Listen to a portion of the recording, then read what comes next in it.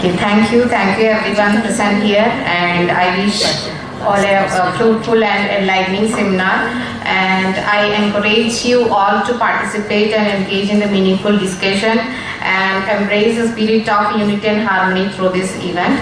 So let us celebrate the rich cultural heritage of our nation and recognize the values that unite us all regardless of our religious and cultural backgrounds. And now I request Dr. Jarar Ahmed, Assistant Professor, Department of Education, stage and continue with the technical session 1. Please, Jarar sir. Thank you one and all.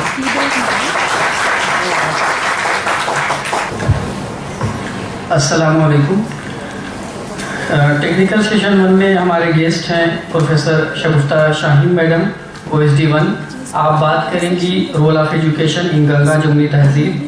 और उसके बाद हैं professor MV Ram Kumar Ratnam, आप बात करेंगे role of Buddhism in Ganga Jamuni tehzeeb. और उसके बाद हैं professor JV Madhusudan, head of the department education technology HCU, वो बात करेंगे role of NEP 2020 in promoting Ganga Jamuni tehzeeb. और उसके बाद डॉक्टर पैकियम सिमूल साहब हैं, डायरेक्टर हेनरी मार्टिन इंस्टीट्यूट, जो बात करेंगे role of Christianity in promoting Ganga Jamuni tehzeeb. Ganga Jamuni तहजीब के हवाले से अगर बात की जाए तो आज की इसकी मानवीयत के बारे में अगर गुफ्तगू की जाए तो जो माशरे में आज एक तरह से फसाद फैला हुआ है या अखुवत मोहब्बत और भाईचारगी और नफ़रत का जो माहौल नफ़रत का माहौल जो पैदा हुआ है उसको ख़त्म करने के लिए बहुत ज़रूरी है। अखुवत को बढ़ावा देने के लिए, भाईचारगी के फ़रोग के लिए, जिस बात को इकबाल ने बहुत पहले ही कहा था कि यही मकसूद फितरत है, यही रमज़े मुसलमानी, यही मकसूद फितरत है, यही रमज़े मुसलमानी, उखुवत की जहांगीरी, मोहब्बत की फरामानी। और बुताने रंगों को तोड़कर मिल्लत में गुम हो जा, बुताने रंगों बू को तोड़कर मिल्लत में गुम हो जा, न तू रानी रहे बाकी, न ईरानी न अफगानी। तो इसी फ़लसफ़े के तक़वियत के लिए, इसी फ़लसफ़े के फ़रोग़ के लिए आज तमाम हमारे मुक़र्रिरीन, ख़ास तौर से professor Shagufta Shaheen madam, professor MV Ram Kumar Ratnam, professor JV Madhusudan और डॉक्टर सुमेल साहब बात करेंगे, इन तमाम मौज़ूआत का अहाता करेंगे। मैं समीम क़ल्ब से इस बज़्म में, इस महफ़िल में तमाम मेहमानान का इस्तक़बाल करता हूँ। और अब मैं डॉक्टर भाग्यम्मा मैडम से दरख्वास्त करता हूँ कि वो मॉडरेशन की कार्रवाई को आगे बढ़ाएं। बेहद शुक्रिया। अस्सलाम वालेकुम।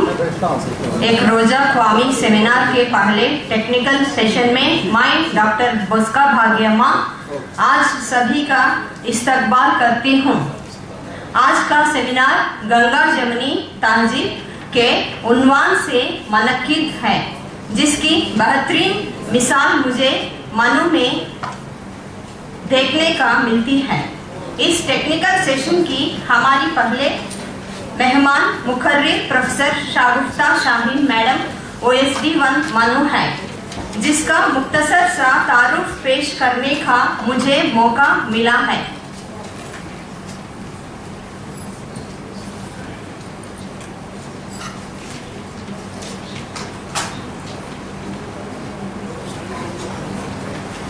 Madam has 25 years of teaching experience, especially with the Urdu medium students, supervised more than 20 research scholars, published many books apart from a number of articles in reputed journals. Presently, she is also serving as an officer on special duty OSD 1, Dean of International Students and Chairperson Internal Complaint Committee, Trustee and member of various academic bodies, and head of the department, English head of the department. And Madam has published many research publications and many books, and here especially an icon of women emancipation movement in new education. And Madam has wrote history and fiction in the selected novels of Khurraulian Haidar, and Madam Khurraulian Haidar's and an interplay. And Madam wrote specially on identity of novels of Shahid Deshpande, Maulana Azad National Urdu University का journal, Language and Literature journal. And Madam empowered with many things, and Madam has a dynamic leader and and dealing with all the official transactions, and Madam wrote many books, but in the short of the time, I request the Madam to give on this तहज़ीब. इस शहर के साथ मैं शागुफ्ता Shaheen ma'am को दावत ये किताब देती हूँ. चमन के हर शागुफ्ता गुल से जैसे प्यार है सबको सारे, महफिल खिताब आपकी तस्लीम है सबको. Thank you ma'am.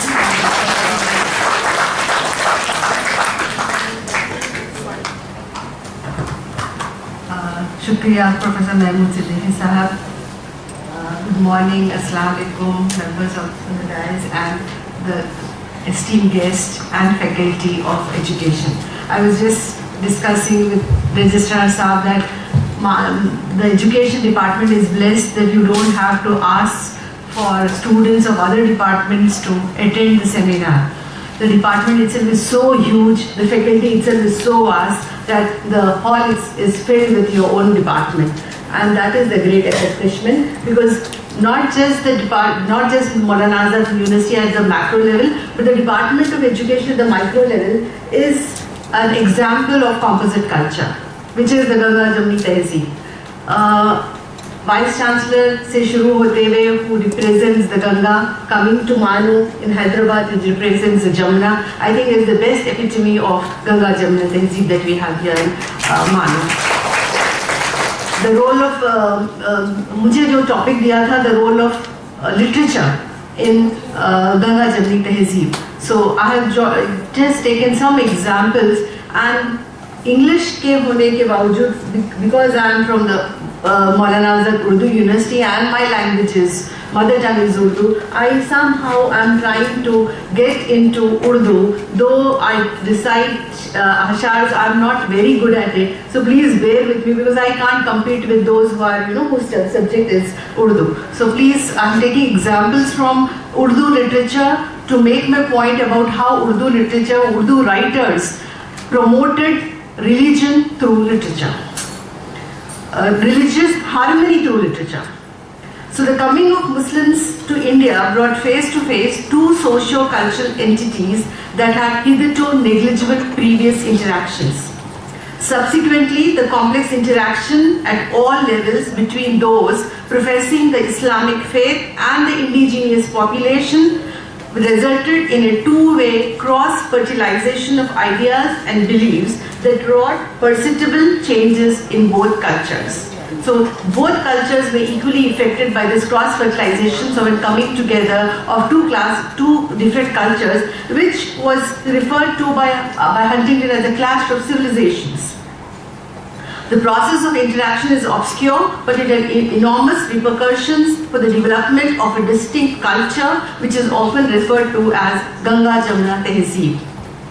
However, it can certainly be assumed that once communication had been established between the native and the migrant sections of society, the exchange of ideas, social, cultural and religious, enabled transference of thought, resulting in better understanding of the other without the loss of individual identity. So the point I'm trying to say is that yes, we can retain our individual identity despite belonging and representing to diverse or different or distinct religions or thoughts or ideology. One of the first resultants of early exchanges would be the birth of the lingua franca Urdu in its myriad nascent forms, which is the most tangible evidence of confluence in the Indian subcontinent, and we are proud to be a part of Maulana Azad Urdu University, whose medium of instruction is Urdu, which is known as a language which has evolved because of this intermingling of two distinct cultures and diverse languages. Such an idiom could develop only due to the firm realization on the part of the mixed populace that to continue to function, the societal framework needed a practical and mutually acceptable linguistic medium. Urdu may thus be considered as the most significant contribution of medieval Indian culture to the Indian ethos and viewed as an indicator of the extent of synthesis achieved in the subcontinent. With the conquest of the northern India by the Muslims, Sufism was introduced to the masses and gained popularity by its inherent mass appeal. Of the numerous Sufi orders which were soon active in the country, the extraordinary success of the Chishti order was due to the fact that it better knew how to adapt itself to the usages and customs of the country in which it had come to settle. It was also due to the personality of its early leaders. So, how Sufism was able to establish a rapport with the local population, the Indian culture, by speaking in a language which they could understand. The founder of the Chishti order in India, Khwaja Muinuddin Chishti, arrived in India in 1190 and established an order which has held the subcontinent in sway for the past 8 centuries. One of the greatest contributions of the Chishti order was its belief in the spiritual value of music, patronizing local professional singers irrespective of their caste or religion. They also provide the opportunity to spread the message of Sufism to the masses in the languages that they understood and through a medium which they could appreciate. The greatest contribution of the Indian cultural ethos during medieval times were undoubtedly those of Amir Khusro. His multifaceted genius shines through even today among the galaxy of literatiors who forged the future of the Urdu language and provided it with its characteristic mass appeal. Khusro's command over languages is evident in his writings and compositions. His genius for synthesis brought together Persian and Indian traditions in music and literature, which is a synthesis again of diversity. Khusro's poetical compositions are also unique in the mixed vocabulary and synthesized idiom. The language of Delhi of his times was Hindvi or Dehelvi and was later also called Rekhta, meaning a blending of different components to produce a new one. Khusro's mixed ghazal composed of alternating pieces in Persian and Hindvi were not only a testimony to its command over languages but also charted the path for the future development of the Urdu language. And I am sure you're very familiar with the verse, the couplet I am reciting because it has been rendered into a song in a very famous movie. Zehal miskin makun tagaful duraye naina banaye batiyan kitabe hijra nadaram edil na kahe layo lagaye chatiyan. So I think it's been rendered a beautiful song in a Hindi movie which has been popularized. Shabane hijra daraz chu nuzul or roze waslat chu umar kota. Please excuse my recitation, I am not very good at reciting couplets. Sakhi biya ko jo main na dekhu to kaise kaatu andheri dakiya. So it's typical Dakhini, Hindvi, it's a mixture of various languages which is a combination, which is a result of diversity. The Hindvi poetry attributed to Khusro leaves no doubt about the synthesis achieved in medieval Indian society. Just one example from his voluminous literary output will suffice as an illustrative example. Sona bhi deena, rupa bhi deena, deeni jara jarao, ek nadi sarpore kamgi, saas nanan mare bol, are lakhiya babul more, kahe bihai mujhe videges. The trend set by Khusro has been replicated by numerous Urdu poets over the centuries. One of the most powerful renditions of the genre, which uses undiluted Indian imagery in rendering a purely Islamic tradition, is the Qasida by Mohsin Kakorvi. The composition opens with a couplet where Kashi, Mathura and Ganga Jal are implied references to Makkah, Medina and Zamzam. सिमते Kashi से चला जानिबे मथुरा बादल बर्फ के कांधे पे लाती है हवा गंगा जल. After numerous references to and praise of Prophet Muhammad, the Qasida concludes with a description of heaven and the day of judgment, where the poet hopes to be pardoned for his sins when the archangel Jibrail urges him to recite his composition. सफ़े महशर में मेरे साथ हो तेरा मद्दा, हाथ में हो यही मस्ताना कसीदा से गजल, ये गजल कहे जिब्रील इशारे से कि हाँ बिस्मिल्लाह, सिमते काशी से चला जानिबे मथुरा बादल. In the north, Nazir Akbarabadi stands out for his unabashed use of Indian imagery and his strong conviction that all faiths are but followers of one creator. We thus find him composing odes to not just Hindu deities but also to Guru Nanak. He has also composed poems about festivals and celebrations and considers Holi as the most important Indian festival, on which subject we find more than 1,000 couplets in his works. जब फागुन रंग झमकते हो तब देख बहारें होली की, और डफ के शोर भड़कते हो तब देख बहारें होली की, परियों के रंग दमकते हो तब देख बहारें होली की, हम शीशे जाम झलकते हो तब देख बहारें होली की. He is also credited with enumerating the numerous sobriquets for Kishanji in his works.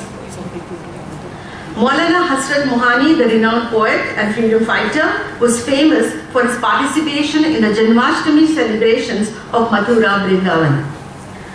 Mathura एक नगर है आशिकी का, दम भरती है आरज़ू इसी का, पैगाम हयात जाविदा था हर नगमाए किशन बांसुरी का, वो नूर सिया या की हसरत सर चश्मे फारोगे आगाही का. We find similar tributes, especially to Kishanji, in the works of Urdu poets with such wide-ranging styles as those of Hafiz Jalandhari, who is the author of Shahnamah-e-Islam, and Ibn Insha.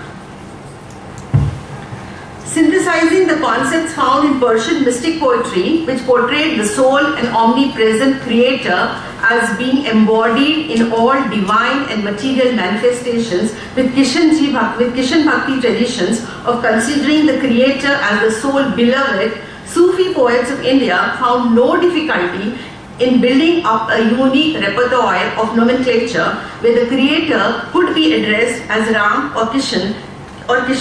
In this endeavor, the concept would be similar to those of Persian mystic poets. Hardam bas libas se digaran yaad baramad, attributed variously to Rumi and by some to his contemporary and friend Shams Tabrizi. Among the numerous poets who have excelled in the use of such Indian imagery, the names of Dakhni poets like Miranji Shamsul Ushaq, Burhanuddin Janam, Aminuddin Ala, Sanati Ibn Nishati are significant. The first known ghazal of Dakhni, said to have been composed in 1425 by Lufti, is also replete with such indigenous imagery and steeped in Indian ethos. Khilwat मने साजन की मैं मोम की बत्ती हूँ, एक पाँव पर खड़ी हूँ, जलने फिरत पत्ती हूँ, जलती को न जलाओ, तजनी को आग लाओ, बूझूं तो फिर जलाओ, न एक रत्ती रत्ती हूँ. Sufis have also been known to as Prem Margi, Sufi influences, especially the concept of attaining union with the Creator by following the path of love is sustained in the Deccan despite the political change. पड़ी है काहे ना आयो शाम रे, चेहरी हसरत अना जन्म की मारी सदा रही नाकाम रे. Long after his death, Amjad Hyderabadi remains one of the most highly regarded poets of Hyderabad. Renowned for his quatrains of Rubaya, Amjad was a prolific writer in other genres too. Although dwelling predominantly on religious and moral issues and rooted in Islamic traditions, we also have an example in here, Professor Ali Mashraf Saab, who being a prolific Islamic Arabic professor, is known for being delivering and setting an example of being a holistic personality. Although dwelling prominently on religious and moral issues and rooted in Islamic traditions, he too appears to have often been swept away in the prevailing trends of his times. In a poem titled Madine Ki Jogan, he expresses his destitution explicit terms. दिल दे के जान अपनी तेरे लिए गंवाई, फिर भी मेरे कन्हैया दुखिया ना याद आई. So you see references to referring to Kanhaiya as one of among the Muslim writers, which was quite prevalent during those times. Amjad's diction is replete with Kishan Bhakti influences. His choice of language is rooted in the Indian ethos with the borings not restricted just to vocabulary. but also encompassing the finer nuances of idiom and imagery which is quintessentially Indian. अय बिरहा की मारी तेरे लिए भी रोगन, दर्शन से अपने कर दे दिलशाद चश्म रोशन। हाँ, कब से रो रही हूँ मैं रख के मुंह पे दामन, कब से खड़ी दाता दर पे तेरे भिखारन। जोगन की झोली भर दे ओ राम नाम वाले, इस बुत को राम कर दे ओ राम नाम वाले। Such evidences are abundant in Urdu literature, and a similar trend would be apparent in other Indian languages and Indian English literature too. And I hope the other languages also come forward by holding such a seminar in their languages too. Given the present trend of increasing polarization in the Indian population, it is essential that these gems from the past, which embodied the remarkable assimilation achieved by Indian society, are reintroduced among the masses. The Department of Education's efforts in this direction is truly commendable, and it is hoped that other departments will take the move forward and ensure the discussion on synthesis and syncretism remain in focus. Thank you.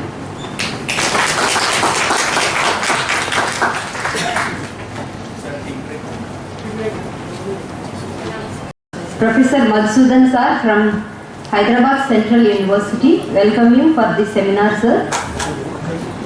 हमारे इस session के दूसरे मुखर्रर doctor Madhura Venkata Ram Kumar sir Venkat Ratnam sir है, जो आज role of Buddhism in Ganga Jamuni tehzeeb आप समय से खिताब करेंगे। Ram Kumar sir from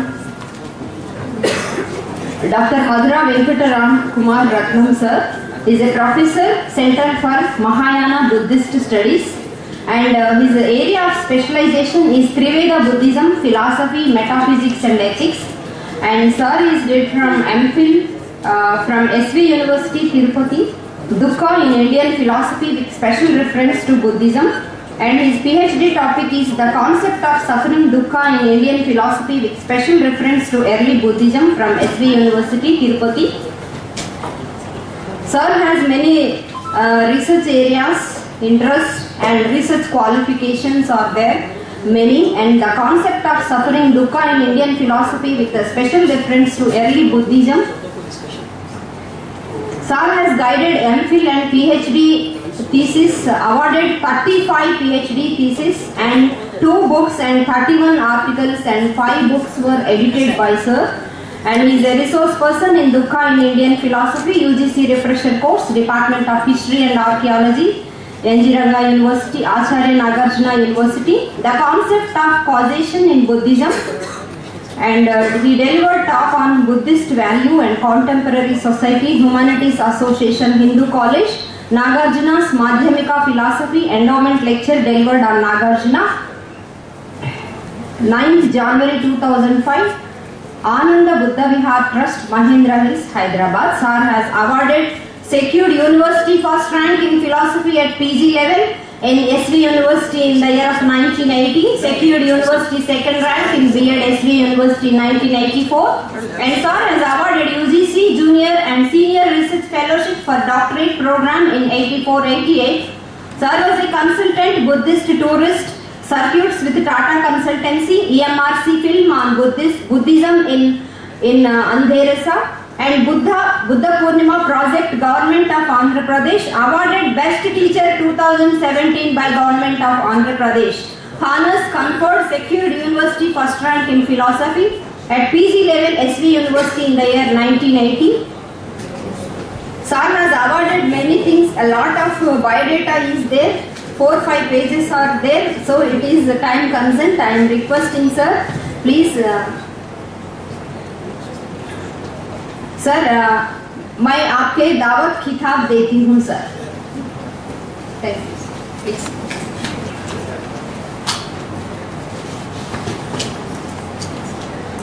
Good morning, ladies and gentlemen. The respected Vice Chancellor of MANUU and the patron of the seminar, Professor Saeed Anil Hassanji, the Registrar of MANUU and the guest of honor, Ishaq Ahmedji, the Seminar Director and Dean, SCNT and OSD Sir Siddiqui Mahmood Ji, the convener of the seminar, Muhammad Mushai Ji, the coordinator of the seminar, Dr. Ashwin, the co-coordinator, Dr. V.S. Subin, the members of the organizing team of the seminar, the distinguished resource persons who are here with me, the faculty members of the different departments and the centers of MANUU, the research scholars, the non-teaching staff members of MANUU, dear students and other invitees. At the outset, I would like to congratulate the University Administration for organizing a seminar on a topic of contemporary relevance. I thank the University Administration, the seminar director, convener, members of the organizing team for giving me an opportunity to participate as a resource person and speak in the seminar.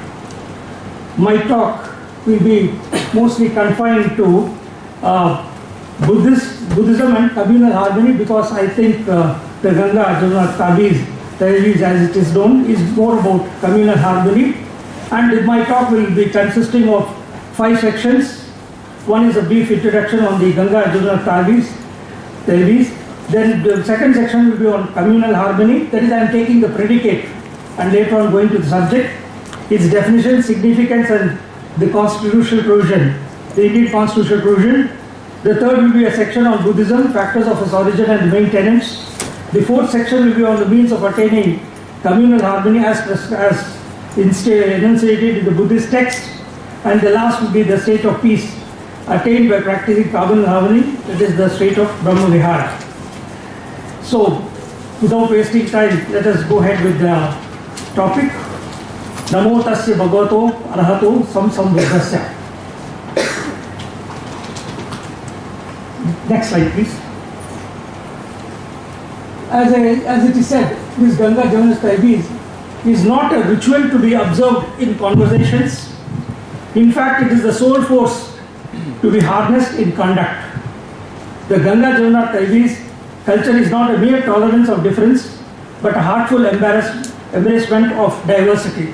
This is the observation of the Allahabad High Court, which points out to the importance of this TAHZEEB as it is known. As the noted sociologist T.K. Umain has said, the idea of multiculturalism has been derived from the composite and the civilizational legacy of India, which is a product of centuries of interaction, exchange and accommodation between Hindu, Muslims, Buddhists, Jain, Sikhs and Christian traditions. This term which we are all referring to is a term which has been actually given by the Abadi. It's a political phrase of the Nabs of Awadh, who were the forerunners of this culture, propagating the practices in Uttar Pradesh from Awadh to Prayagraj, Lucknow, Kanpur, Faizabad, Varanasi and Ayodhya. I am more interested in the Varanasi sector, that is the upper northern belt, because that is the region where Buddha actually, after he got his enlightenment, gave the first, there is a Dharma Chakra Pavatan Sutra as it is known. So I am more interested there, and Buddhism actually had a long reign in all these regions, and later on it has migrated to other countries from this particular place. Especially it went down up in the north to China, Vietnam and South Korea, and when you look into the south, so Sri Lanka, and from Sri Lanka it has gone to Burma and the Southeast Asian countries. So this TAHZEEB, as it is known, it represents the coexistence and the blending of the various cultures and religions in India, and is reflected in the country's architecture, art, museum, literature and cuisine. This synergistic culture is a result of centuries of cultural exchange, interaction and assimilation between the different communities and different religious groups. It is a symbol of India's rich cultural heritage and diversity, and it continues to play an important role in shaping the country's identity and ethos. In fact, all religions and cultures and society aim at providing a state of living in harmony, and it is actually the fundamental law of creation and continues to govern our life. Communal harmony can be broadly defined as the bonding together and being in concord with one another and the cosmos. That is, it is not just only a being in relationship with individuals, but society, it is also with the external atmosphere. That is, the entire cosmos or the entire world comes into play when we talk about communal harmony. And in the context of communities of different thoughts and beliefs, be it social, economic, political or ecological, this is the wide paradigm in which this particular thing has to be understood. It simply means living with unity and mutual reciprocity beyond class, caste, creed, religion and gender barriers. It is paramount for a country like India, which is pluralistic and has plenty of diversity, which has multiple religions and communities. And India is known for its communal harmony, which has been maintained at all times. It is actually a hallmark of the country, especially a democratic country like India, and it is governed by the rule of law. I would just like to quote a sentence from what Ambedkar felt with the Constituent Assembly while speaking on this. You know that equality, fraternity and liberty are the three important, as you say, the legs of the Constitution. So speaking on fraternity, that is what you call as communal harmony, he has remarks like this, to quote, "Fraternity means a sense of common brotherhood of all Indians being one people." That is, he says everyone is one. That is the concept of unity. It is the principle which gives unity and solidity to social life.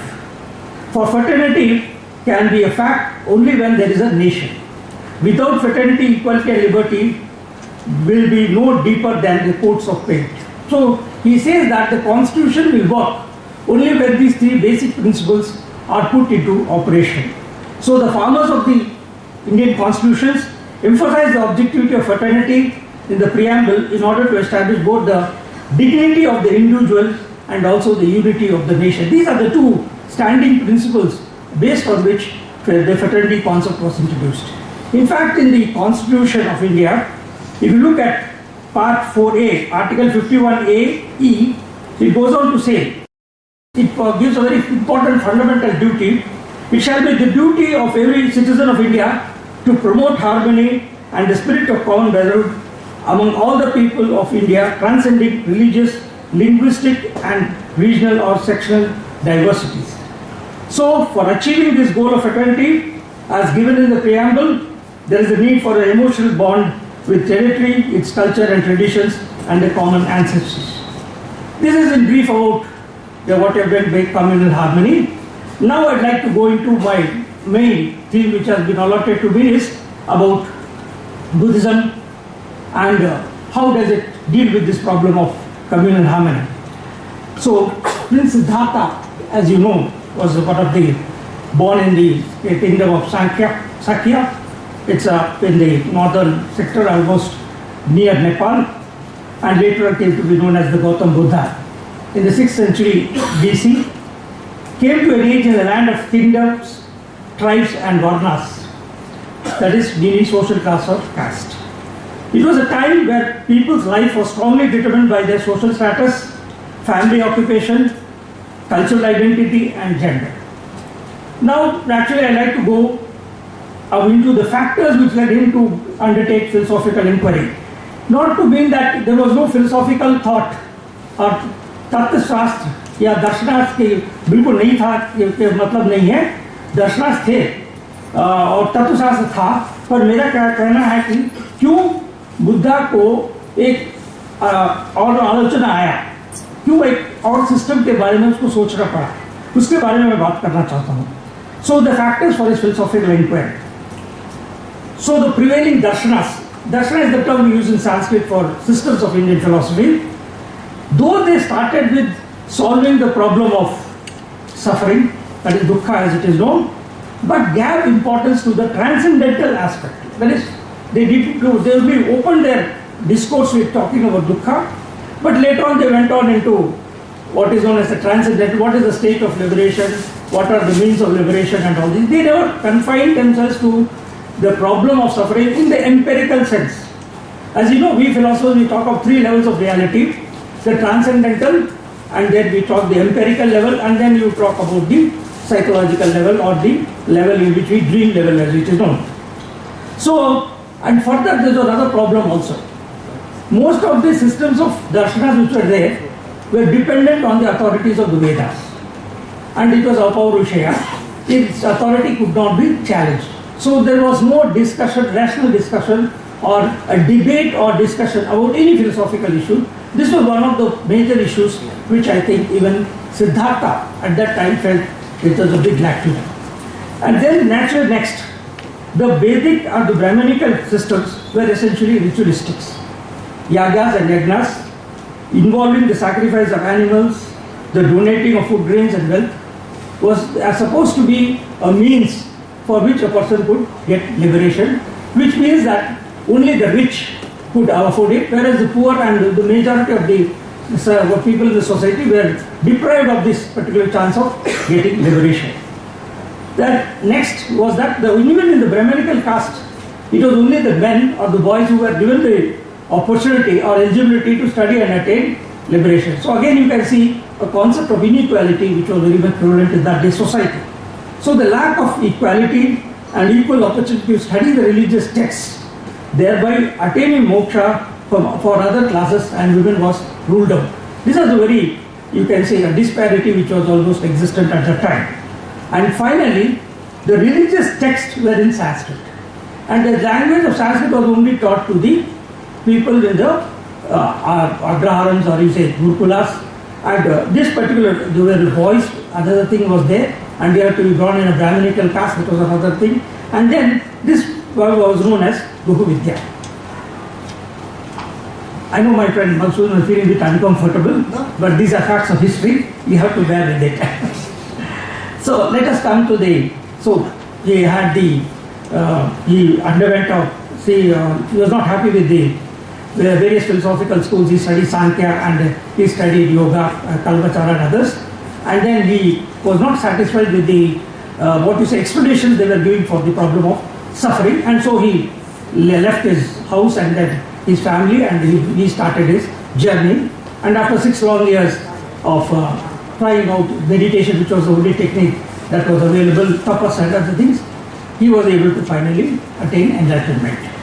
And after attaining enlightenment, it is said that in Banaras or Isipatna, as it is known, he finished the famous Dharma Chakra Pavatan Sutta, as it is known, or setting the motion of wheel of the truth, and which I can say is the heart of Buddhism, as the elephant's feet, those days it is given in Samutta Nikaya, as the feet of the elephant was supposed to be the largest and other feet of other animals was included in it. Similarly also this concept of dukkha contains the entire philosophical essence of Buddhism. His Four Noble Truths, as it is known. Of course this formulation of the Four Noble Truths, I am not sure whether Buddha himself formulated or later on his followers have formulated. This is like we have the way of treatment which the physician does. That is, the first truth was the dukkha satya, that is there is a truth of suffering, that there is suffering everywhere. The second truth was of the dukkha samudaya, that is the origin of suffering, how does suffering come about.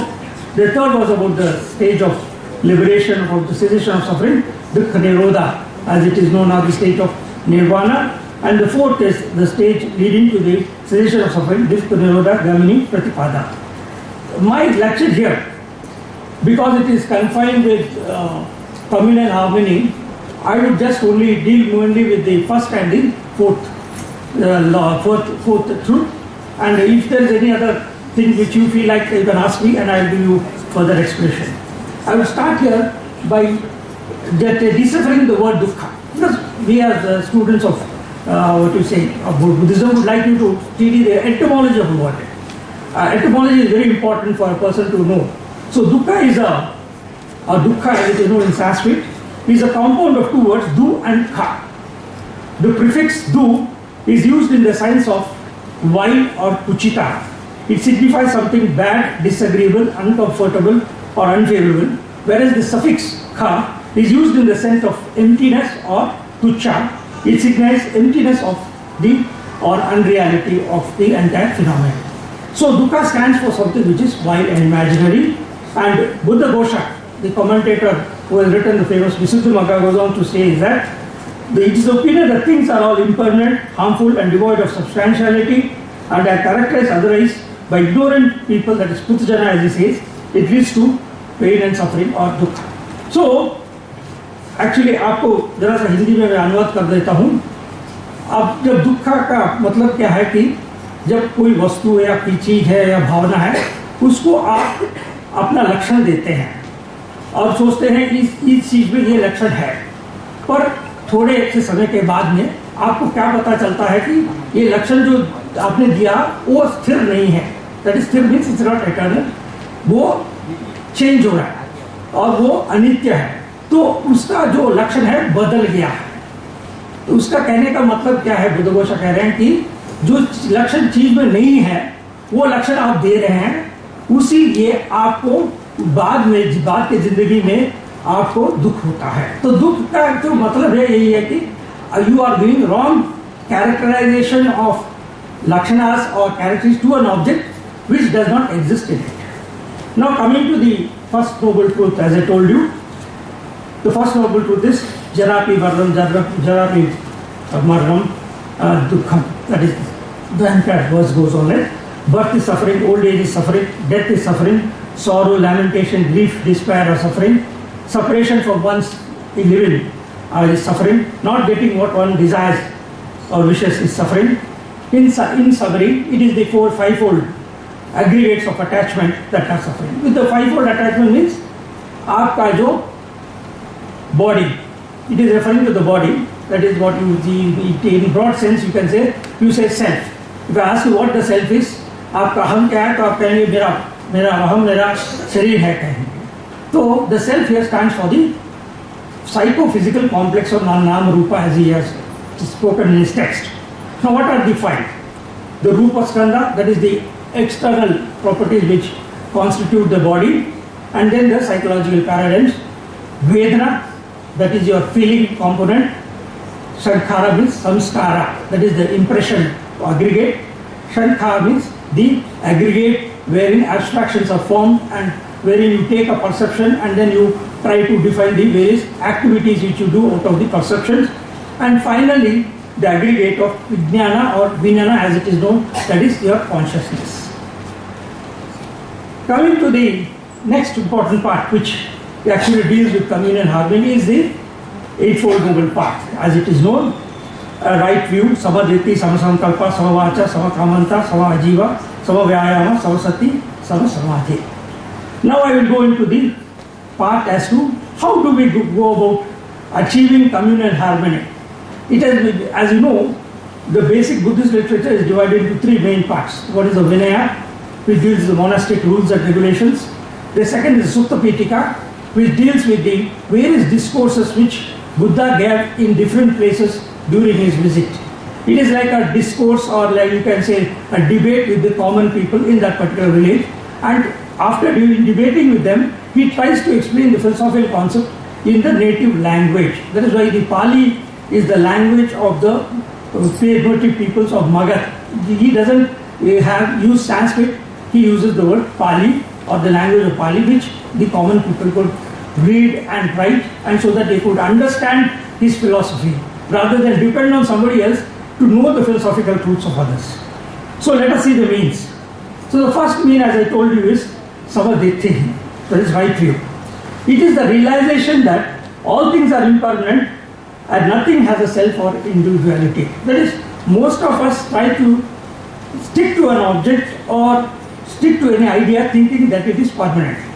We think that it has got substantiality, it is eternal, it is not changing. That is how most of us think. It is not only all of us think about it at a certain stage, and it is what he wants to point out is actually the truth is everything is undergoing change.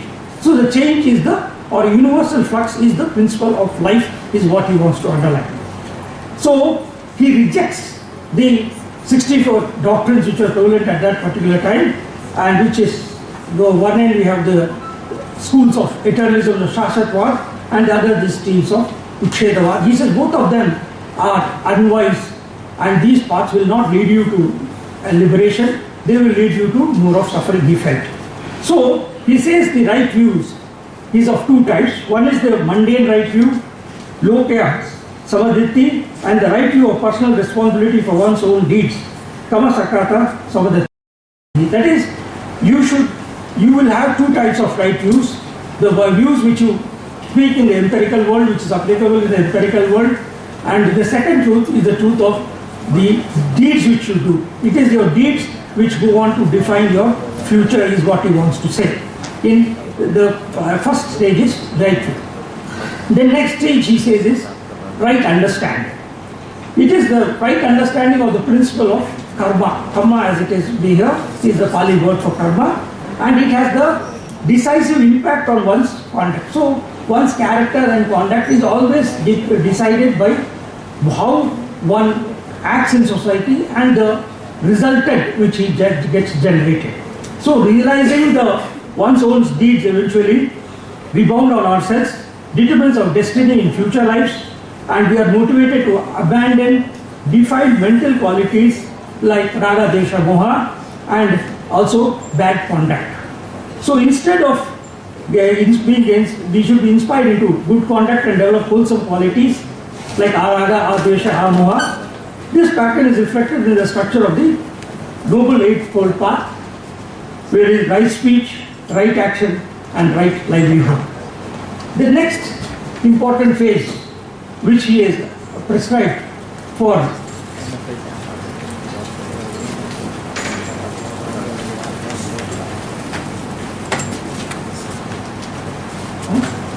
communal harmony is the state of right livelihood. That is, you live strictly in accordance with the code of conduct and then a life of purity and righteousness. And people should abstain from wrongful means of living, such as indulging in wrongful trades such as selling of arms, drugs, etc. Basic principle being you should not cause suffering to others. The next stage is a stage of personal transformation, wherein he goes on to speak of practicing the different ethical practices and development of generosity or giving or dana, ethical self-discipline, that is the practices of the sila, the panchasila that is known, and finally the vipassanas or the cultivation of the mind as it is known. And here he identifies anger or krodha and resentment as the basic obstacle which all of us can face, and so he tries to tell us as to how to deal with anger, and so the remedy for anger is patience. I am going a bit fast because the time constraint is there. So next phase is a phase of speech, which he has stressed in his text. Right speech is very important because most of us don't give so much importance to speech, but speech is very important.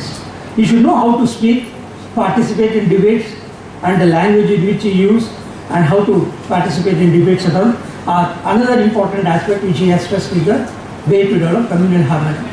Coming to an important aspect is interpersonal relations, which I felt in a shortage of time, I will just speak about this topic because I feel it is more relevant. This is the child. Buddha one day observed that there was a person who was, when he went to a particular village, and near the tank he found a person doing prana, that is, he was praying in 6 different directions. So when he was praying in 6 different directions, the Buddha naturally approached him and said, I would like to know why are you praying in 6 directions, but pray in 1 direction. He says, I pray in 6 different directions because when I look up, my prayers are for the ascetics and the Brahmins. When I pray in the north, it is my prayer for the friends and the companions. When I pray in the east, it is for my mother and father. When I pray, keeping your head down, it is for the workers and the helpers who are with me. When I pray in the south, it is for my teachers. And when I pray in the west, it is for my wife and child. Now, the Buddha taking this paradigm, or example, has brought out duties and what are the reciprocal responsibilities that are there. Let us look into the first one now, whereas he looks at the 2 commitments of friends and companions. So the commitments should be generosity, kind words, helpfulness, impartiality, and integrity. What should be the reciprocal act of your friend? He should be supportive of all times. He gives advices for one's welfare, and he should be sympathetic. He should protect your wealth and guard when the other person is negligent. Provide shelter in anxiety, relieve one from evil deeds, and not speak about evil of the person when he is not present. Loyalty rejoices in success and stands by during time of distress, honors his life. Similarly, when he pays into the east direction, he says it has got the commitments of supporting them, fulfilling the duties, and then honoring the traditions, observance of ignorance, honoring the passings. The reciprocal act which the children have to do is restrain from evil, natural goodness, teaching skills, teaching them the profession, arranging marriages and suitable marriage brides for them, and providing them inheritance at the last step. Now coming to this important aspect of the student and the teachers. The students greets them, attends on them, is eager receptivity, serves them, and is a master of their teachings. Now the student has to look into the instruction, that is the teaching what he does, he properly look into it, ensure that he comprehends what has been said, provide well-roundedness understanding, provide refreshals, and ensure the safety of the teachers. Similarly, when he talks about the relationship between wife and husband, I think most of you know most about it. I will not speak much about this particular aspect. Then coming about the ascetics and the Brahmins, he speaks about the reciprocal act is to refrain him from evils, they persuade him to do good, they love him with a kind heart, and they hear him and what is not to be heard, and they have clarity in what they heard. Another important aspect which you all in interpersonal relation I would like to stress is the relation between the master and the servant and the workers, which you also in the present day you talk about management and then the worker class. One is the manager has to allot them works according to their strengths and capacities, provide them with food and salaries, look after their wellness, welfare, especially when they are sick, sharing good things with them and giving them leaves at times of distress. Whereas the worker has to rise, that is give respect to the master, and rest only after the master has gone, and to take whatever is given in the proper spirit. He completely devotes himself to it and establishes a good reputation for himself. The last next second reminder has come to me, so I'll end it in 5 minutes. So the training this says on personal friendship. It should be developed into the influences of social implications, personal conduct, and other things. The last stage, which he has spoken in the Buddhist text, is establishment of an equitable society. It should be interwoven, and all the relations should be properly honored. And lastly, he speaks about the importance of Raja Chakravarti, means the ruler. The ruler should also have certain ideas wherein he bestows, he looks after the welfare of the state, not only collects tax but also come to the rescues of the people.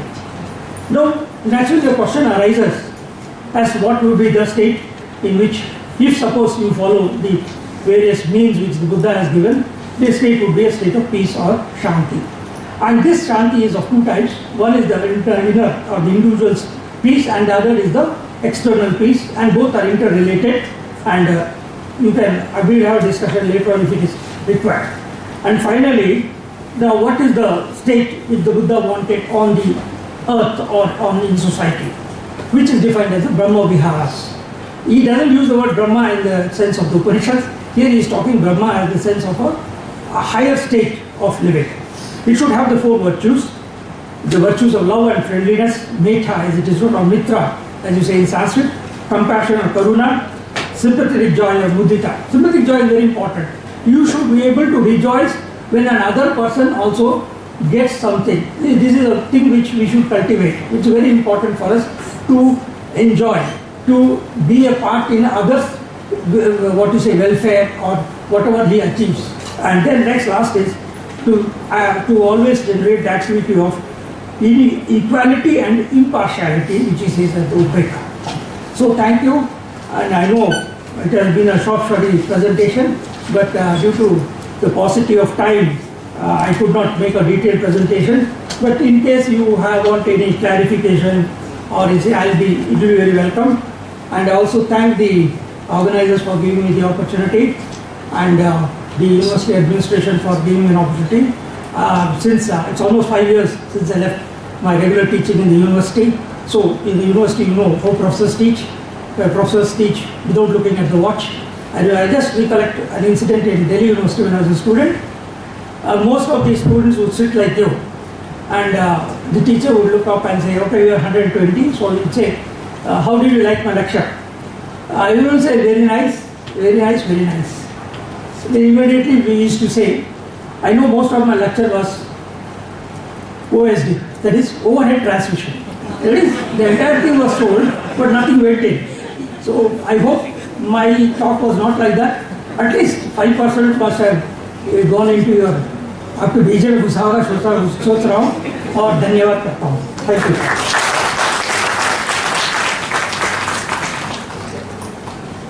Thank you so much, sir. Thank you for spending your valuable time. And all Madhuras and Ratnas you explained for Ganga, Jamuna, TAHZEEB. So thank you so much, sir. Now I invite Professor Madhusudan JV, Head Department of Education. Please come on to the dais, sir. Please come and take. Our Head Department of Education and Training, Moshaid sir will present the bouquet.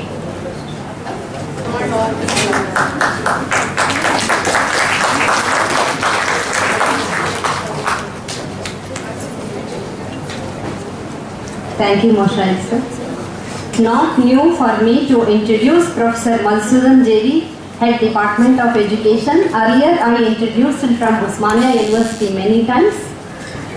Sir, it's a pleasure to introduce you on this forum.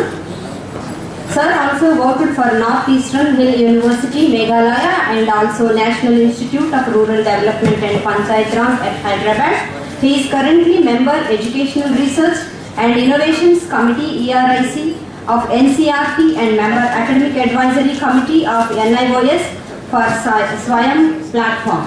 His areas of specialization are demography of schooling, early childhood education and education technology. He has to his credit good number of publications. Professor Madhusudan sir is a valuable resource person and delivers skill-based sessions on e-learning, blended learning, MOOCs, ICT-enabled pedagogy, etc. across the country for FDPs and FIPs, refresher and orientation courses at UGC, HRDCs. Sir, I am inviting you. Sir will speak on the topic Role of NEP 2020 in promoting Ganga, Jamuni, TAHZEEB. नमस्कार, thank you so much madam. अभी जैसे मेरी परिचय में last में बताया जा रहा था MOOCs, e learning kind of things. Actually मैं जब साहब का फ़ोन आया था कुछ दिन पहले कि हम एक सेमिनार कर रहे हैं, ये बहुत इम्पोर्टेंट टॉपिक है, तो मैंने सोचा ये तो मैं इस पर मैं काबिल आदमी नहीं हूँ, तो मैं करूँगा क्या इस पर करके मैं मन में सोच रहा था. लेकिन बाद में ये भी सोच में आया कि अगर ये किसका होगा फिर ये टॉपिक, अगर हम अगर कह दें कि ये नेशनल इंटीग्रेशन की बात हो रही है, तो इतना इम्पोर्टेंट टॉपिक अगर हमारी एजुकेशन वालों का टॉपिक नहीं होगा तो किसका टॉपिक होगा. उस हिसाब से मुझे लगा कि मुझे इसको लेना चाहिए. Though I have not done much and I'm not an expert on national integration kind of thing, but still each one of us have some sort of sensitivity towards most important thing. So therefore, from that point of view, I thought I'll take up this invitation, and I'm speaking only from the point of view of a layman, and I'm speaking from my heart actually when it comes to the most important. So that way, I congratulate the organizers in organizing at least this event, because NEP जब से हम लोग discussion में before the launch of NEP and after the launch of NEP, much of the discussion has been done, and most of the time efficiency of the system, कैसे education system को efficiency की तरफ लिया जाए, उस पर बहुत अच्छा डिस्कशन हुआ है. स्कूल कैसे इम्प्रूवमेंट हो जाए, स्टूडेंट्स कैसे अच्छे अचीवमेंट्स लाएं, outcome based kind of thing, ये सब बहुत, एंड हायर एजुकेशन स्पीयर में. लेकिन ये जो वेरी सेंसिटिव इश्यूज जो समाज के प्रति जो डायरेक्टली कनेक्टेड होता है, इकोनॉमिक डेवलपमेंट भी आना चाहिए, आएगा, लेकिन उससे पहले ये जो बेसिकली कहाँ से आता है, अगर सोचेंगे तो 3-4 बिंदुओं पे हम अगर हमारी नज़र जाएगी. And one of this is relates to peaceful and harmony के साथ जीने वाली बात होती है. इसको कौन सिखाएगा, कहाँ से बच्चे सीखेंगे? ये सोच अगर हम करने लगे तो फिर इसके बारे में हम सोचने लगे, ये तो मुझे लगा बहुत अच्छी शुरुआत होगी. उस हिसाब से thank you so much sir, आपने हमें, and don't take me as an expert on national integration actually, and I have a few basic ideas that I'll be putting. Bosco Bhagya madam, when she was going, she was hinting me that 15 minutes. I'll not take more than 10 minutes if you, okay. See, the role of NEP in talking about Ganga Jamuna Tahzeeb or national integration. See, the title has occurred to me as one of the very unique, especially from 2018 onwards. We have been talking about much. Even of course before also a lot of discussion was going on in NEP's preparation. After implementation of NEP also not many seminars I was fortunate to attend. But most of the places I was thinking and I was talking about technology integration. But this occurred to me as one of the very interesting aspect. And when we look at NEP 2020, 2-3 documents that one has to look into. The final NEP 2020, which is a very short one. But each one of us, because we are in education, we are in teacher education, we are in teacher preparation kind of thing, correct? So one is to go back to the draft of the document, which is much more volume in terms of the size of the document. One has to go through that. Plus also recently, if you look into the before the right now NC of 2023, which is about to be released, the draft is in the public domain, and how exactly has to be to realize whatever has been said in the NEP 2020. The almost school curriculum, national curriculum for school education is ready. But before that, there is a very important document called mandate. How and exactly in what way we are going to achieve what has been said in NEP 2020. So the mandate document by NCERT. If I was going through this, when I was going through this, I have come across few basic things that are related with this theme of national integration. And the very first line of the NEP 2020's vision is, it says, education is single greatest tool for achieving social justice and equality. Policy gives highest value to the education in talking about the social justice and equality. So how this has to operate, how this has to take place is up to the practitioners right now in front of us. So therefore, policy per se it has given highest value. And one more place, principle, one of the principles, principle number 5 of the policy, half a line I am reading: full equity and inclusion as the cornerstone of all educational decisions to ensure that all students are able to thrive in education system. This brings in the very idea of inclusive education that we are talking about. Ultimately, it has to be about inclusive education. Lot many things, like for example, availability and capacity development of teachers, for example, policy says. In order to have other aspects of educational domain, for this also education has policy has talked about the school leaders, school teachers, functionaries, including preschool teachers kind of thing. So this is what policy has talked about.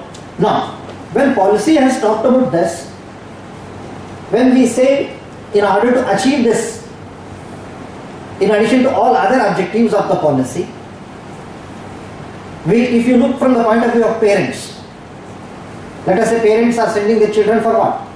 Maybe they are thinking that my child will become a doctor, my child will become an engineer. But you and me as a teachers, we are not thinking just to make a doctor or engineer. You and me have our own curriculum that has got some hidden ideas. When you are talking about inclusive education, we are basically thinking about the diverse society, which we all know. I don't have to elaborate on that. And it's basically about cultural understanding. When we are talking about this context of this seminar, you and me as a teacher educators, you and me as educators, you and me as a thinkers about the schools, we should be talking or thinking about the cultural understanding. Why these cultural variations are there, why these cultural differences are there, and how these cultural variations and understandings can come together and can be in a more meaningful manner. So that way, policy again gives importance to the regional languages. Policy gives about the multilingualism, promotion of regional languages. So I thought these are some basic ideas that when we are talking about national integration, we have our own hand all these aspects. And it also about the most important thing, because we are in teacher education, the most important about is promotion of cultural heritage education in curriculum. Through curriculum, are we not neglecting our own cultural heritage? If not neglecting, how still can make it better? ये बातें हमारे लिए possibilities हैं. Quickly we can scan through our own curriculum, scan through our own syllabus, scan through our own textbooks. Are we promoting the cultural heritage that respects all cultures? So that way there is, and ultimately one of the most important thing that policy talks about is about, or elsewhere also wherever there are diversities, one of the best principle is equal opportunities. Whenever there is apparatus that the system, the environment that caters to the needs of each one, the last one, the one who is, so therefore that's about equal opportunity. So therefore we may think why Maulana Azad National Urdu University is talking about this issue. Let us talk about 360-degree evaluation. Let's talk about some other aspects. So why can't? No, this is very important in the sense who will teach about empathy? Who will think about the tolerance there? कौन सिखाएगा इन चीज़ों? अगर हम सही बात है, आप उनको इंजीनियर बना रहे हैं, डॉक्टर बना रहे हैं, बड़े they will go into the society and they serve and they become the part of economic development. But क्या ये सब भी हो रहा है? And also respect for different cultures. ये कहाँ से, घर से सीखेंगे, स्कूल से सीखेंगे, कहाँ से सीखेंगे? Respect for other backgrounds. So therefore सिर्फ ये ऐसा नहीं है कि it's not, we should be thinking about man making. They are, you may think these are one or other ways society will teach them values. That man is basically a good human being. He or she will slowly and slowly. No, it has got long-term benefits for the nation as well. It's not just about short term. Okay. The long-term benefits are the basic cohesiveness that we are talking about, the social cohesion and cultural exchange through which all this can take place in a given diversity. And ultimately this definitely will lead to economic development, which maybe is one of the target of the country as a whole, national development, economic development.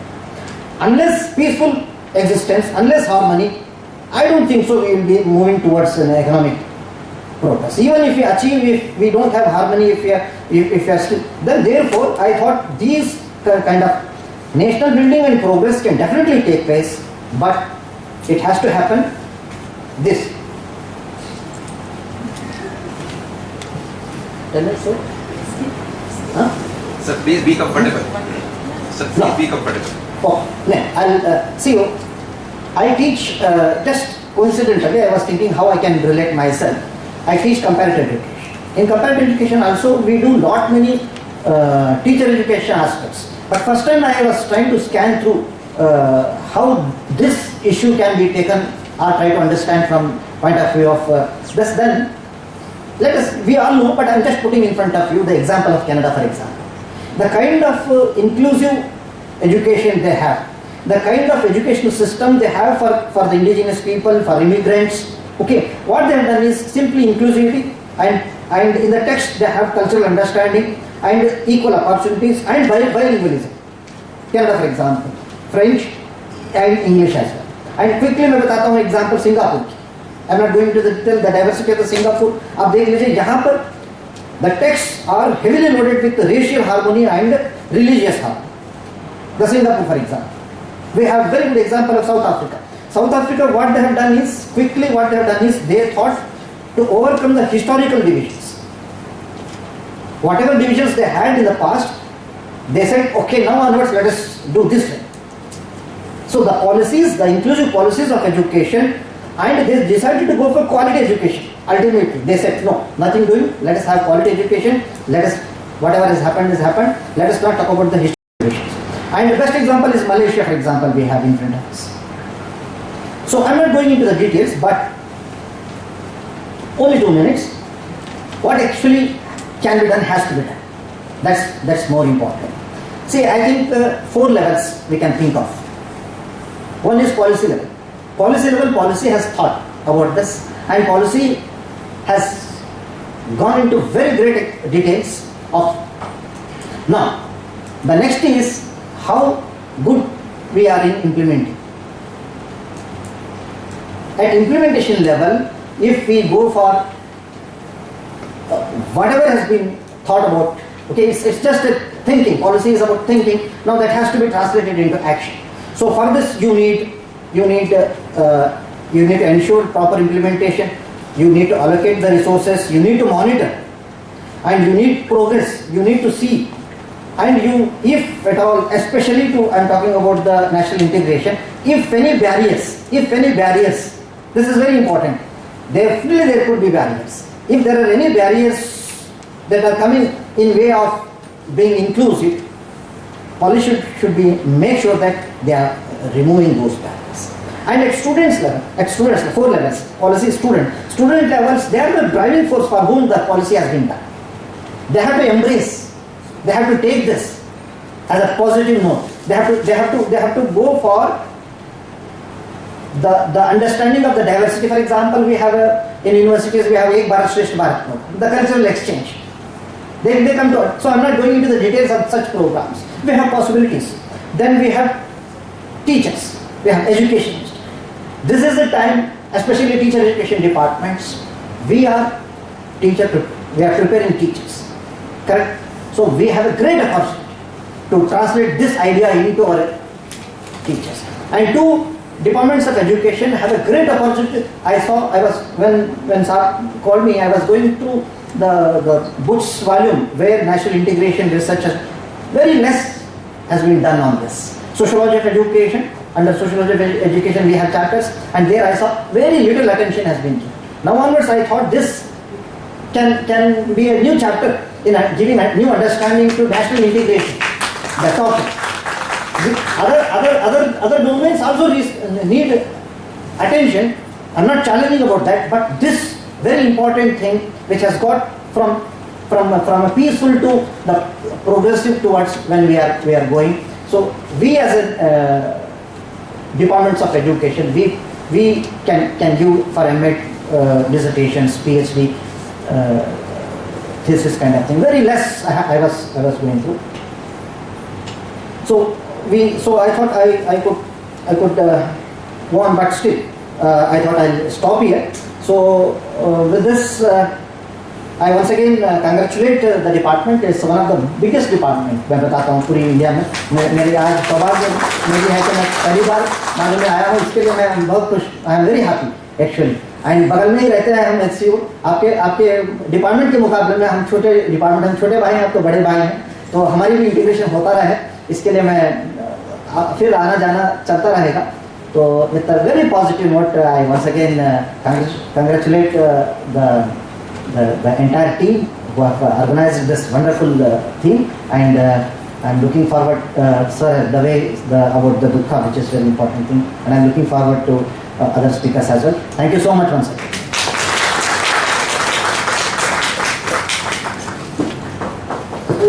Thank you, sir. Thank you so much for you spent your valuable time and explained nicely about NEP 2020. And you questioned, are we promoting our culture and heritage? Sure, sir. MANUU education, MANUU, the university will definitely reach this communal harmony and equal opportunities, social cohesion, empathy, tolerance. Thank you, sir. Thank you so much, sir. Now I invite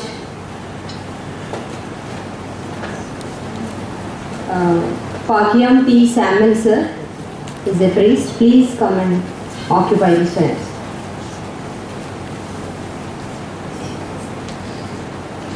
Priest, Director, Henry Martin Institute, International Center for Research, Interfaith Relations, Reconciliation, Hyderabad, India. Samuel, sir, priest, is also one of the founding member and served as the Executive Secretary of National Council of Churches in India. Samuel, sir, teaches major religions of India at several Christian seminaries in India. He earned his Doctorate in Islamic Studies from the Westminster College, Oxford. He has been giving a best services to the institution and society. And sir, topic is role of Christianity in promoting Ganga, Jamuni, TAHZEEB. Thank you, sir. Please.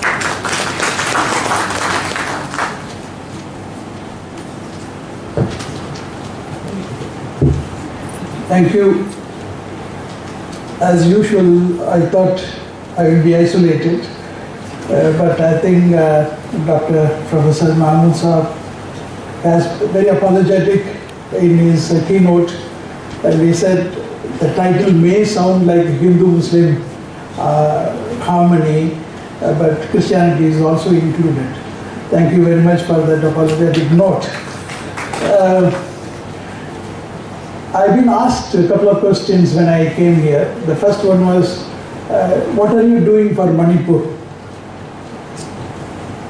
And the second question was, ma'am just asked me, Father, how do you control your anger? I think both are related to communal harmony. If you look at Christianity as a religion, just like any other religion, it is talking about love, compassion, forgiveness.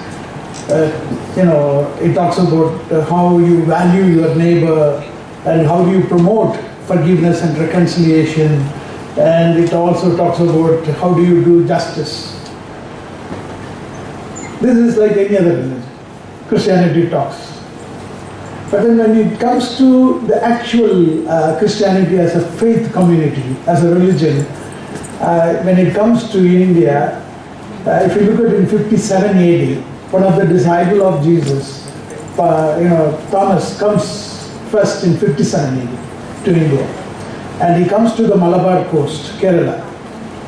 And then there is a good church being established called the Syrian Christians. Syrian Christians.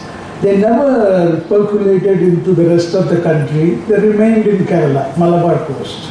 They call themselves as Syrian Christians, and today they have called the Orthodox Syrian Christian, the Marthoma Syrian Christians, and St. Thomas Syrian Christians. To be part of that community, you need to be born, or you need to be by blood, you should be part of the community. You can't be converted. You have to be part of that community just by birth only. That is one side. But if you look at the East India Company, maybe in 17th or 18th century, when Christianity comes to India, it comes as a colonial force with a superior feeling that it has got everything. I am the life, I am the truth, I am the way. There is no compromise, and there is no way that you could really say that there is something else you could consider. So it is a kind of a colonial force, comes with a superiority feeling.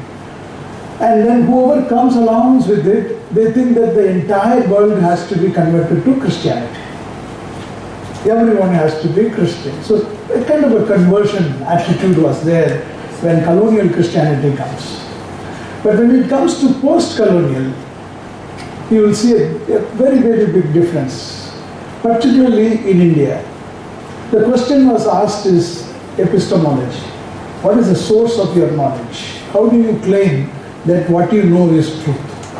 How do you know what you know is truth? So that epistemological question challenged Christianity to think about that we are living in a society which is plural in nature.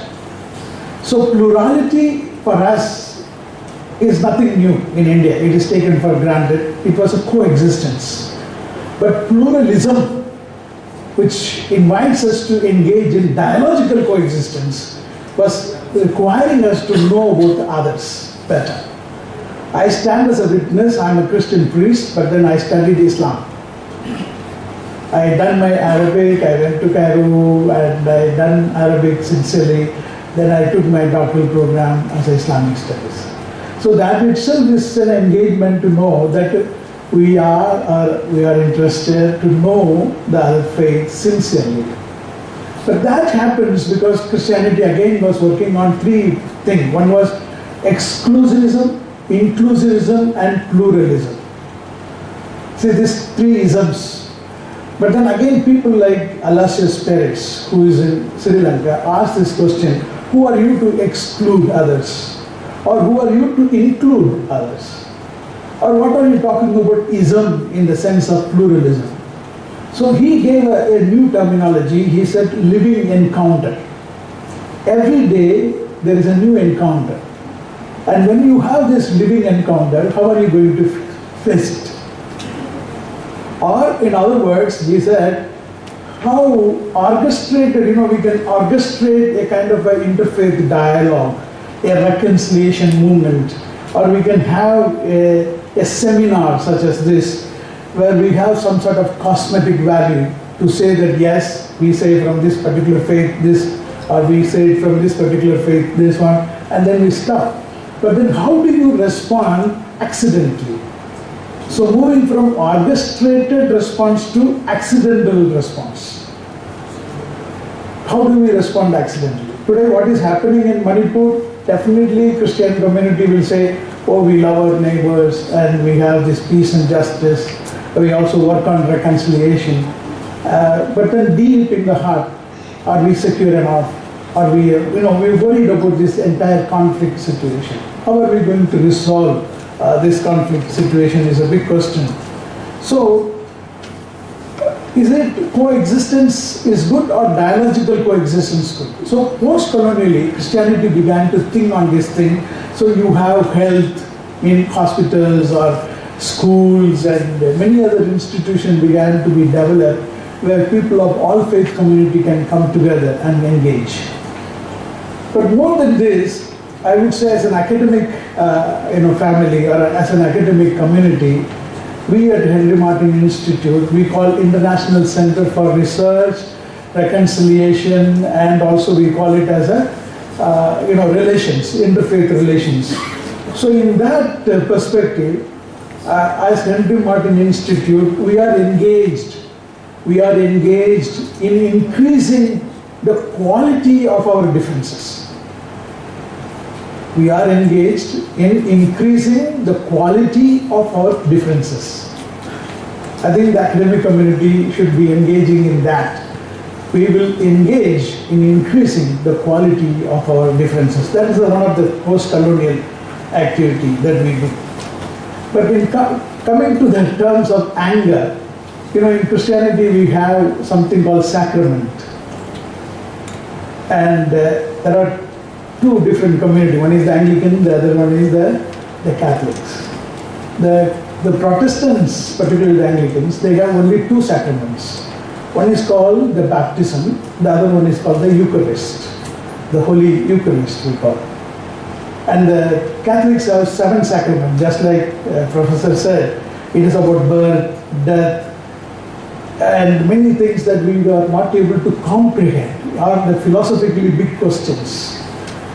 We call it as a sacrament. One of our church fathers, one of the bishops, very recently said, in Christianity we call whatever we don't understand or whatever we don't comprehend, we call them sacraments. Whatever we don't understand or whatever we don't comprehend, we call them sacraments, which means it's a Latin word. It's a sacred and also it is secret. Or it is sacred as well as it is mysterious. So in Christianity, like I'm an Anglican priest, we have 2 sacraments, so I don't understand 2. The Catholics don't understand 7, because there are 7 sacraments. So we are better than the Catholics. That is what the bishop was telling, but I'm using it here in a very, very different way. I would say whatever you don't comprehend or whatever you don't understand, why don't we call it as a sacrament? Our next person, our neighbor, what is happening in Manipur, or what is happening with many things, or what is happening with your anger, we will call it as a sacrament. That is the greatest teaching and that is the greatest contribution of Christian community. Thank you very much.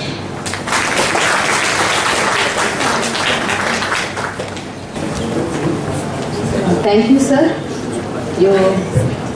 You spoke about the epistemological, post-colonial and colonial and 3 isms, exclusivism, inclusivism and pluralism. and how to encounter this living. And you explained about that orchestrated response to accidental response, and how to resolve in this existence, and how to engage in this. Thank you so much for coming and spending time here. Thank you, sir. Thank you so much, sir. I request HOD sir and Shagufta madam, OSD ma'am, please come and occupy the chair. Please come.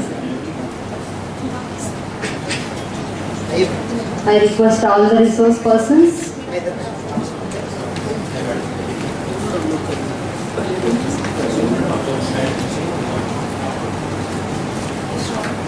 Now I would like to call upon Dean sir to present the shawl to Professor Ram Kumar sir.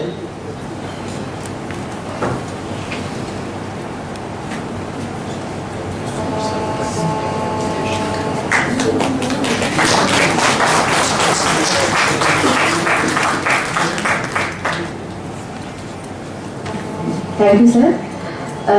Now I would like to, now I would like to request, I will request Professor Manaja ma'am to deliver, to present shawl to Professor Shagufta Shaheen ma'am.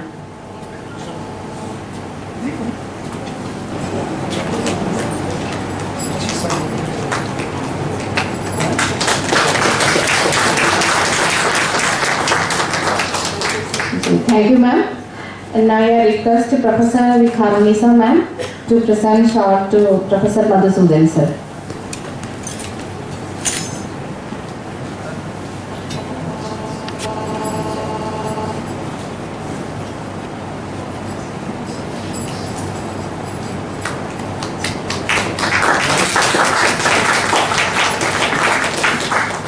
Thank you, ma'am. Thank you, sir.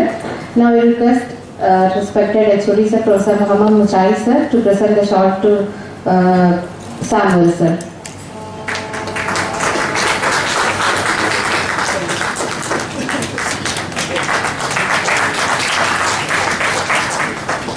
Thank you, sir. Yeah. Now we are about to start the second technical session. So I would like to call upon Dr. Akhtar Parveen to initiate.